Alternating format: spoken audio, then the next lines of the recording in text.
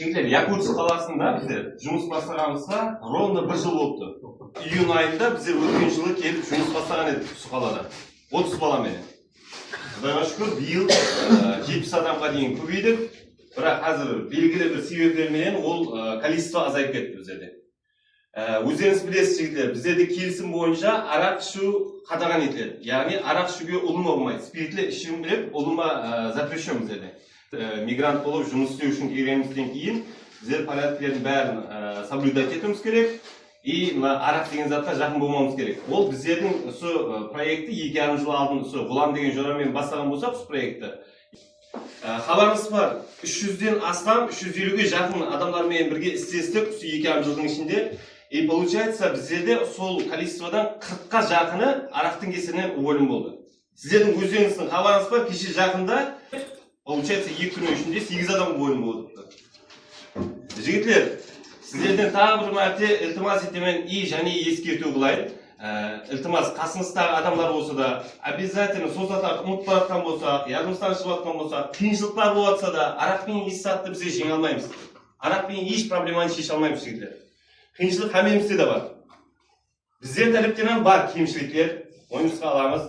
Потому что аз 1 жыл болған болса, 1 жылдан бері парада қандай қиыншылықтар бар екен, 1 жылдан бері істеп жатқан жігітпен.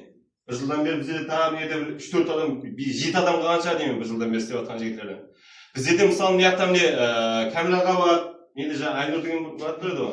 Айнұр деген жігіт міне басқа қаламызда да 1 жыл істеп, мына жаққа келіп тұрып, бұл жақта да жұмыс істеп жатыр. Жігіттер, жұмыс, Құдай қаласа 1 жыл, 2 жылмен бізде шекленіп қалмаймыз. Дальше 4-5 жылда біздерде проект орындар бар, жұмыс орындар бар. Просто біздерде сол келісіммен келдік, арақ ішпей жұмыс істейміз.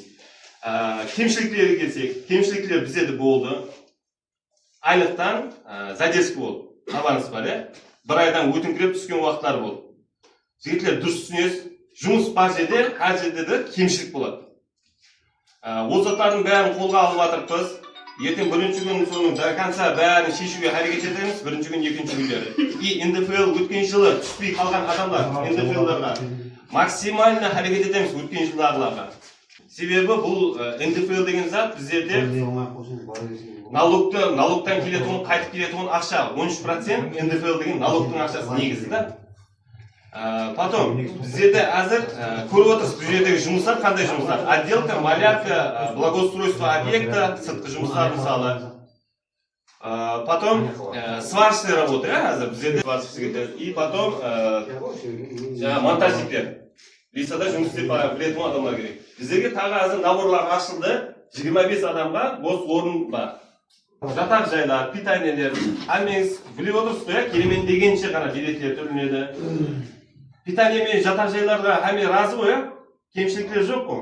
Мен білемін, анда-санда бір кемшіліктер болады питаниеден, бірақ олардың бәрі дұрыстанып жатыпты. Құдай қаласа алдымызда бәрі жақсы болады. Потом, основной істеп жатқан жұмыстар, сварка, монтаж жұмыстары болса, кеңшілік қараң жігіттер. Біздерде сварщик жетіспей жатыр, на самом деле. Кейде міне опытный жігіттер бар, ертең парада айтып қой жаңағыдай. Сол адамдарды көреді да, бір-бірімізге жәрдем етіп, қызығушылығы бар болса, алдын істеп жүрген балалар болса, келіп тұрып соларды үйреніп, тез үйреніп, ұқылы болып, қағаздар керек болса, рұқсатнама жаңағы сертификат керек болса, ол заттардың бәрін обслуживать етіп, оларды сөйлесе аламыз. Ал на самом деле істейтін адам болса, біздерге соларды тез оқытпен үйренетін адам болса, біздер қатты қуанамыз. Мерде паратаға Кәмілге хабарласа, Кәміл ағаларға, олар түсіндіріп айтады не істеу керектерін, қалай болады оны. Потом малярка жұмыстары. Біздердің арамызда қолынан стройкеде маляр жұмыстары келмейтін жігіттер бар. Илажға келсе максимально ертең маляр жұмыстарды басанады, сол өздеріне максимально тездетіп үйреніп, жұмыс істеп, объем көрсетіп істеу керек болады.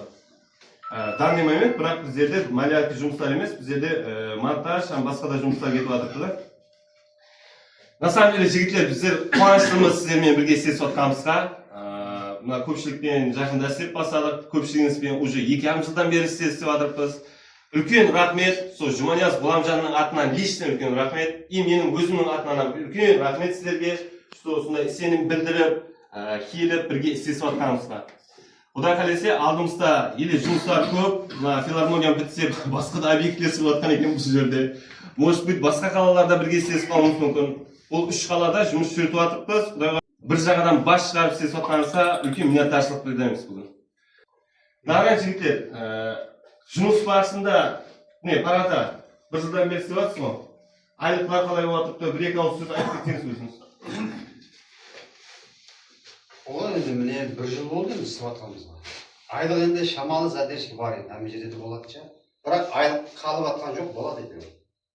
Уақытында демегенменен болып жатыр бар. Алдық әйтеуір сол уақытқа дейінгі айлықта. Шамалы енді әркіміз бар енді айлықта. Өздеріңіз білесіз. Жұмыс жағдайы бәрімізге де жақсы енді білесіз, істеп жатырсыз. Қатты ауыр жұмысам жоқ. Онда жеңіл жұмысам жоқ. Болады, жұмысымыз жаман емес. Әне бір екі сөз айтып жүрсің. Екі қалада істедің. Камил аға. Жұмыс барысында тек өзіңіз қайта екі қалада істедіңіз. Салихар деген қалада істеген жігіт не? Болады, жақсы, нормально. Айлық жаңағыдай көп кешім, жаңағыдай 10-15 күн. Жұмыстың бір барысы. Айтқандай ауырым, жеңілемін, істеймін, орташа. Ладно, рахмет. Үлкен рахмет жігітлер. Қолдарыңызды өтпейін, әйбеттің уақыты. Ладно, рахмет. Сау болыңыз.